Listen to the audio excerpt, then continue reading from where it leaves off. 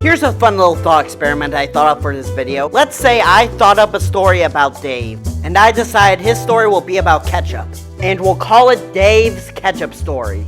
You still with me so far? Good, now here's where things get tricky. Now, over time, I've turned Dave's Ketchup Story into a very profitable multi-part saga, and then sell the rights to a larger studio so a new team can take over. And then, one of these people who come on board this new team decides to say that the entire saga is actually about mustard. And to a lot of fans, this would make sense. After all, the mustard lovers seem to be the main rivals to the ketchup lovers, especially compared to the slew of other condiments we've seen. Mayo, relish, hot sauce. But no!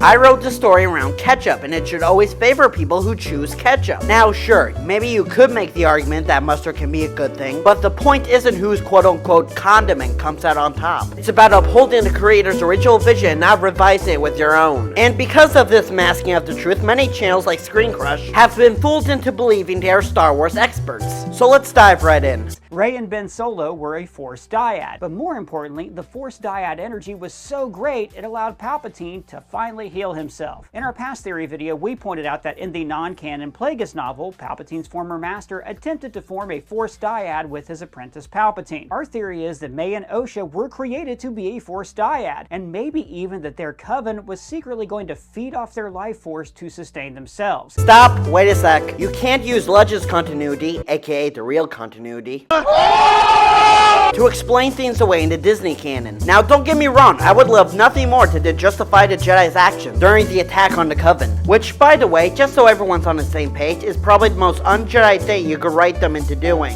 So that's the theory that I think is most likely. However, we've also talked about a theory that I think is pretty unlikely, but is the most bonkers Star Wars theory since Darth Jar Jar. Most bonkers theory, you say? Alright, I like giving credit where credit's due. Points for self-awareness. A few weeks ago, a friend of the channel, lawyer/actor/Dreamweaver Mike Mazzella, told us that he thinks that May and Osha could actually be the same person. Like Fight Club? Like Fight Club. This would mean that only May or Osha survived the fire, and then the other twin attached her mind to the others, sort of like how Palpatine transferred his essence into a clone body in Rise of Skywalker. Yeah, but wasn't Snoke just a meat puppet for Palpatine to control, and not his own person? Or maybe that was the plan before they changed it mid-trilogy. Point is, they're not the same thing. Colton also wrote a video for us where he theorized that the mother was actually the Sith Lord. Now, obviously, she's not the stranger that we see in this episode. That's Manny Jacinto. But we don't know for sure that the stranger is the Sith Master. He could be the apprentice, and she would have told Kymir everything that happened that night, which is why he seems to know so much about what went down. Hey, yeah, that actually raises a good question. Where was he during all that? In fact, this seems less like a problem with the theory and more like a problem with how the show treats canon. For instance, this show is supposed to be taking place during the High Republic, a golden age where the Jedi were at their most faithful to their beliefs and not tied down by the Senate, largely because the Sith were still in hiding and presumed dead thanks to the rule of two. So can someone tell me what this schmuck is doing revealing himself? This isn't even counting smaller issues, such as Keanu Mundi forgetting the whole thing despite being there, Darth Plagueis showing up 1,000 years too early. This was obviously just an attempt to make the cynical Sith Lord look smarter than he actually is. Now, this next part involves the host of this theory video, Squid Games, calling on two of his theory buddies for extra help, so let's see what they have to say. Let's start with the one that I think is by far the most likely, which is that May and Osha are a Force dyad.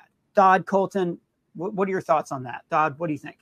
Yeah, I mean, I think this absolutely. I think when I was starting from the first two episodes, I thought that was fairly plausible. Okay, but here's my question. What is a Force dyad? It was a concept that was name dropped at the tail end of Rise of Skywalker, with no real explanation given outside of a power like life itself. And anything from the last movie that could have been explained as a Force dyad was just explained away as Snoke linking their minds together, so we don't even know what it does, which means we can't even tell who has it or not. They just list off a bunch of similar duos. However, that theory did segue into an interesting idea of how the twins were born. Not only that, but the mystery that I think is tied to that as well is how the twins were created, right?